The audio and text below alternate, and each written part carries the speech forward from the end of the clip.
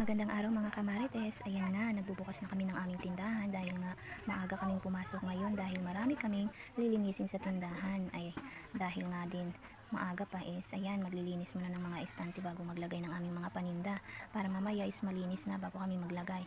At yung kasama ko nga nag-iigib muna ng tubig para mamaya hindi na siya mag-iigib. At ayan, tinulungan niya na nga akong maglinis dito sa tindahan para mabilis kaming matapos at para mamaya wala na kaming gagawin. Dahil nga maaga ngayon marami na din pumapasok na estudyante kaya kailangan na naming magmadali para mamaya wala nang gagawin ng mga marites nyo dahil marami na ding bumibili.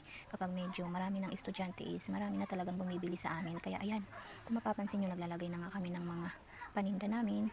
Naglalagay na kami ng kabak, tapos ng mga corn dog, fishball, kikiam namin para mamaya hindi na kami maglalagay. At magsasabit na din kami dyan mamaya ng aming mga tinapay, mga biskwit at mga candy at yung mga chichirya namin. Ayan, kung mapapansin nyo, dahil nga kailangan na namin bilisan ayan, tinutulungan na ako ng kasama kong maglagay ng mga paninda namin para mabilis kaming matapos dahil nga marami ng mga estudyanteng pumapasok. Ayan, kung mapapansin nyo, ganyan lang kami kapag umaga.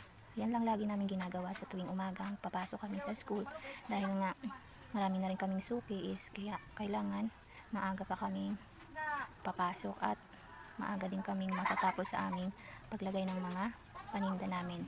Ayan, kung mapapansin nyo, umalis nga yung kasama ko gawa ng may binili siya. At ayan, tapos na nga ako at yan na ang aming mga paninda. Ayan, maraming salamat sa panonood. Please subscribe and likes.